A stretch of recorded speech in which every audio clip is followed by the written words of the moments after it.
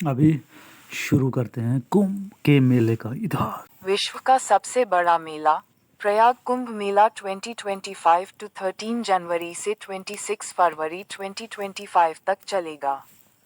पूर्ण कुंभ मेला हर 12 साल में आयोजित किया जाता है, जबकि आधा मेला लगभग 6 साल बाद उसी स्थान पर आयोजित किया जाता है। 2013 का कुंभ मेला दुनिया का सबसे बड़ा धार्मिक समागम था, जिसमें लगभग 120 मिलियन आगंतुक आए थे। 2019 की शुरुआत में अर्ध कुंभ मेला आयोजित किया गया था। अगला पूर्ण कुंभ मेला 2025 के लिए निर्धारित है। सटीक तिथि हिंदू चंद्र सौर कैलेंडर पर आधारित है और यह बृहस्पति ग्रह के वृषभ राशि में प्रवेश और सूर्य और चंद्रमा के मकर राशि में होने पर निर्धारित होती है। दुनिया के लिए अबूझ पर हमारे पुराणों में दर्ज है सब कुछ है। जानिए क्या है महाकुंभ का खगोलीय महत्व, कितनी प्राचीन ये सनातनी परंपरा, क्यों है ये भारत के आदर्श समाज का आधार। प्रयागराज महाकुंभ 2025 की शुरुआत माघ मेले द 13th of January 2024 के साथ हो जाएगी। प्रयागराज महाकुंभ का आयोजन भारतीय संस्कृति और अध्यात्म का सबसे बड़ा उत्सव होगा, जो माघ महीने में प्रारंभ होकर लगभग 2 महीनों तक चलेगा। इस दौरान करोड़ों श्रद्धालु यहां डुबकी लगाएंगे। इस समय महाकुंभ की तैयारियां जोरों पर हैं, जिसमें नए घाटों का निर्माण, यातायात और सुरक्षा प्रबंधन, पेयजल और स्वास्थ्य सेवाओं का विस्तार, साथ ही स्वच्छता और पर्यावरण संरक्षण पर विशेष ध्यान दिया जा रहा है। कुंभ का ये दिव्य आयोजन न केवल धार्मिक आस्था का प्रतीक है, बल्कि यह भारतीय लोकतांत्रिक मूल्यों, विविधता और सहिष्णुता की अद्वितीय मिसाल भी पेश करता है। हम इस लेख में जानेंगे महाकुंभ से जुड़ी खास बातें, महाकुंभ का पौराणिक और ऐतिहासिक संदर्भ। महाकुंभ मेला भारतीय संस्कृति का ऐसा पवित्र उत्सव है, जिसकी गूंज प्राचीन ग्रंथों से लेकर आधुनिक युग तक सुनाई देती है। महाकुंभ मेला इतिहास, धर्म, दर्शन और समाज के अद्वितीय समागम को दर्शाता है। यह मेला न केवल आस्था का प्रतीक है, बल्कि भारतीय दर्शन, परंपरा और खगोलीय विज्ञान का अद्भुत संगम भी है। पौराणिक मान्यताओं के अनुसार समुद्र मंथन से निकले अमृत कलश की बूंदें हरिद्वार, प्रयागराज, इलाहाबाद, उज्जैन और नासिक के पवित्र स्थलों पर गिरीं। यही कारण है कि इन 4 स्थानों पर कुंभ मेले का आयोजन होता है। इस मेले का इतिहास इतना पुराना है कि इसकी उत्पत्ति का समय स्पष्ट रूप से ज्ञात नहीं है। महाकुंभ का उल्लेख वेदों, पुराणों और महाकाव्यों में मिलता है। श्रीमद् भागवत पुराण, विष्णु पुराण और महाभारत में समुद्र मंथन की कथा को विस्तार से बताया गया है। इस कथा के अनुसार देवताओं और असुरों ने अमृत प्राप्ति के लिए समुद्र का मंथन किया। मंथन से निकले अमृत कलश को लेकर देवताओं और असुरों में संघर्ष हुआ, जिसमें अमृत की बूंदें 4 स्थानों पर गिरीं। विष्णु पुराण में ये भी उल्लेख है कि जब गुरु कुंभ राशि में प्रवेश करता है और सूर्य मेष राशि में होता है, तो हरिद्वार में कुंभ का आयोजन होता है। इसी प्रकार जब सूर्य और गुरु सिंह राशि में होते हैं, तो नासिक में कुंभ लगता है। उज्जैन में कुंभ तब होता है जब गुरु कुंभ राशि में प्रवेश करता है। प्रयागराज में माघ अमावस्या के दिन सूर्य और चंद्रमा मकर राशि में होते हैं और गुरु मेष राशि में होता है। इस खगोलीय गणना का सटीक पालन आज भी किया जाता है। इतिहासकार मानते हैं कि कुंभ मेला सिंधु घाटी सभ्यता से भी पुराना है। तो कुछ इतिहासकारों के अनुसार कुंभ मेले का आयोजन गुप्त काल 3वीं से 5वीं सदी में सुव्यवस्थित रूप में शुरू हुआ। चीनी यात्री ह्वेनसांग ने भी 629 to 645 ईस्वी में सम्राट हर्षवर्धन के शासनकाल में प्रयागराज के कुंभ मेले का वर्णन किया है। उन्होंने इसे एक विशाल और भव्य आयोजन बताया, जिसमें असंख्य साधु, विद्वान और श्रद्धालु सम्मिलित होते थे।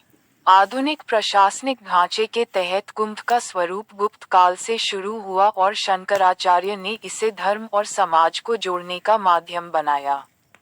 धर्माचार्य मानते हैं कि कुंभ मेला अनादि है। ये किसी एक घटना से प्रारंभ नहीं हुआ बल्कि मानव सभ्यता के साथ इसकी परंपरा विकसित हुई। यह आयोजन मानवता की धरोहर है, जिसमें धर्म, संस्कृति और समाज का अद्भुत समागम होता है। कुंभ मेले का खगोलीय महत्व। कुंभ मेला खगोलीय घटनाओं पर आधारित है। नवग्रहों में से सूर्य, चंद्रमा, गुरु और शनि की स्थिति इस आयोजन के लिए महत्वपूर्ण मानी जाती है। अमृत की रक्षा में इन ग्रहों की भूमिका को पुराणों में विशेष रूप से रेखांकित किया गया है। कुंभ मेले का आयोजन हर 3 वर्षों के अंतराल पर होता है, जो 4 पवित्र स्थलों हरिद्वार, प्रयागराज, उज्जैन और नासिक में बारी बारी से आयोजित होता है। 12 वर्षों के चक्र के बाद यह मेला अपने पहले स्थान पर लौटता है। प्रयागराज का कुंभ विशेष रूप से महत्वपूर्ण है, क्योंकि यहाँ गंगा, यमुना और सरस्वती नदियों का संगम होता है। कुंभ मेला हर 12 साल में एक बार आयोजित होता है, जबकि 6 साल में अर्धकुंभ और हर 144 साल में महाकुंभ का आयोजन होता है। हर 144 साल आयोजित होने वाले महाकुंभ को देवताओं और मनुष्यों के संयुक्त पर्व के रूप में देखा जाता है। शास्त्रों के अनुसार पृथ्वी का एक वर्ष देवताओं के एक दिन के बराबर होता है। इसी गणना के आधार पर 144 वर्षों के अंतराल को महाकुंभ के रूप में मनाया जाता है। दुनिया के लिए अबूझ, पर हमारे पुराणों में दर्ज है सब कुछ है। जानिए क्या है महाकुंभ का खगोलीय महत्व, कितनी प्राचीन ये सनातनी परंपरा, क्यों है ये भारत के आदर्श समाज का आधा। दुनिया के लिए अबूझ पहेली है महाकुंभ। महाकुंभ न केवल भारत में बल्कि पूरी दुनिया में एक अद्वितीय आयोजन है। पश्चिमी धर्मों में सामाजिक और राजनीतिक घटनाओं का महत्व अधिक है, लेकिन वहाँ किसी दार्शनिक या आध्यात्मिक घटना की इस प्रकार की मान्यता नहीं है। कुंभ मेले का खगोलीय आधार और इसका आध्यात्मिक महत्व पश्चिमी विचारधारा के लिए अबूझ पहेली है। यह मेला सनातन धर्म की उस दृष्टि को दर्शाता है, जिसमें सत्य की खोज को प्राथमिकता दी जाती है। यहाँ कोई किसी पर अपनी मान्यता थोपता नहीं, बल्कि सभी को अपनी अपनी साधना पद्धति में विश्वास करने का अधिकार है।